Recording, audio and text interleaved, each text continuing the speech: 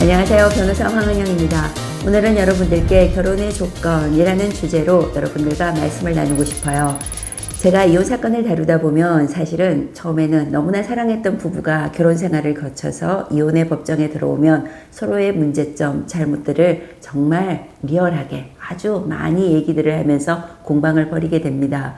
그런 법정 공방을 보고 있노라면 사실 결혼의 조건이 있을까? 이혼을 하지 않을 수 있는 결혼의 조건이 있다면 그 조건을 만족시키면, 충족시키면 이혼을 하지 않아도 되지 않을까 하는 질문을 한번 해보게 됩니다. 유명한 작가죠. 톨스토이가 쓴 안나 카레리나라는 작품이 있습니다. 그 소설을 첫 장을 들추면 제일 먼저 나오는 톨스토이가 꼭 하고 싶은 말이 있어요. 행복한 가정은 이유가 다 똑같지만 불행한 가정은 그 이유가 다 다르다. 이런 말을 써놨어요. 이혼 사건을 다루면서 톨스토이의 이 명언을 생각을 해보면 정말 맞고 너무나 철학이 담긴 딱 통찰력이 담긴 그런 명언이라는 것을 인정하지 않을 수가 없습니다. 여러분, 우리나라에서는 결혼, 이혼의 그 사유들을 대부분 세 가지로 이렇게 분류를 하고 있습니다. 제일 첫 번째 많은 이혼 사유가 성격 불화예요. 성격 차이죠.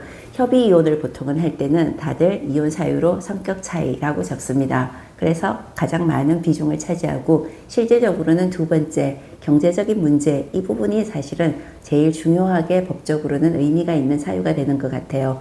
합의가 안 될 때 역시 법정에서 공방을 거쳐서 해줘야 되는 문제가 경제적인 문제, 재산 분할 문제로 연결이 되는 부분이죠. 그리고 세 번째가 가정 내 불화예요. 이거는 부부 두 사람의 문제보다는 아이들 문제, 시댁과의 문제, 장인 장모와의 문제, 이런 여러 가지 가족 관계가 좀 얽혀서 생기는 가정 파탄 사유 중에 이유가 되는 것이죠.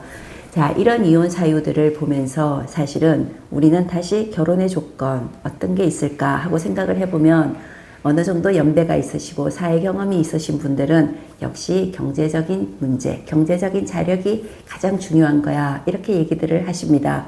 그런데 요즘 젊은 세대들, MZ세대라고 불리는 신세대들은 좀 생각이 다를 수도 있어요. 아, 사랑이 제일 중요한 거 아니야? 그리고 돈 문제 같은 거는 중요하기는 하지만 이거는 뭐 결혼해서 서로 필요한 거 반반씩 내고 각자 재산 각자가 관리하면 되는 거 아니야? 이렇게 아주 이렇게 냉철하게 쏘 쿨하게 생각을 하지만 사실 법적으로는 그게 아닙니다. 결혼을 하는 순간 사실은 가정 공동체가 형성이 되고 있으며 여기에서 아이들이 태어났을 때 그리고 상대 배우자가 아프고 할 때 부양 의무, 역시 부양 의무는 경제적인 의미가 가장 중요합니다. 그런데 여러분, 이혼 사건들을 다루다 보면 경제적으로 아무리 조건들이 좋다 하더라도 역시 이혼에 이르는 경우가 많아요. 그렇다고 보면 경제적인 조건은 충분 조건은 아니지 않을까. 좀 필요한 조건일 수는 있겠지만 역시 이혼을 안 하기에는 충분한 조건은 아닌 것 같아요. 우리는 그러면 경제적인 조건 문제가 한번 이렇게 검증이 되었다 그러면 우리는 또 어떤 검증을 결혼의 조건으로서 생각을 해봐야 될까요? 상대편의 역시 인격 문제, 품성 문제가 가장 중요하지 않을까요? 그리고 가정이라는 공동체를 유지하게 될 때 책임감이라는 것도 역시 중요한 것 같습니다.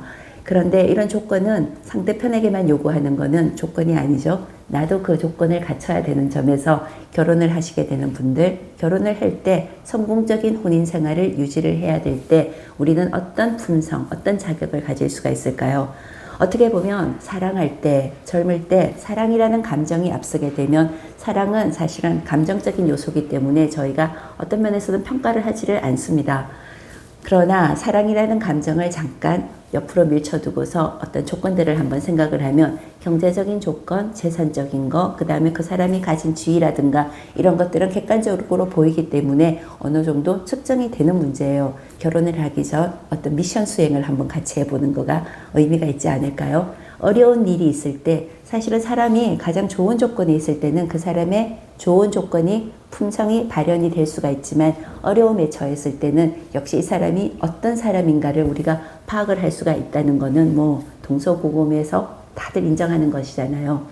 그럴 때 결혼이라는 것을 생각할 때 여러분들 결혼은 내가 살아왔던 시간보다 어쩌면 더 많은 시간을 함께 겪어내야 되는 과정입니다. 이 과정에서 어떤 어려움이 생겼을 때 내가 어려울 수도 있고 상대편이 어려울 수도 있어요. 그 과정에서 서로 2인 삼각 경기에서 어떻게 내가 상대편을 도울 수 있을까? 내가 어려울 때 이 사람이 나를 어떻게 해줄 수 있을까? 가장 중요한 출발점은 사랑에서 시작이 되지만 그 사랑의 감정은 사실 결혼을 하면 2년을 갈 수 있을까요? 대부분은 여러분들이 서로 노력해야 되는 어떤 책임감의 문제 영역이 되는 겁니다.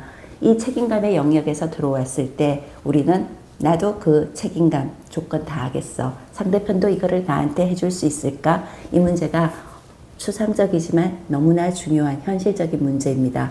경제적인 조건 너무 중요하죠. 그리고 그 사람의 댐댐이 같은 비중으로 여러분들 생각을 하시고 어떻게 보면 더 큰 비중입니다.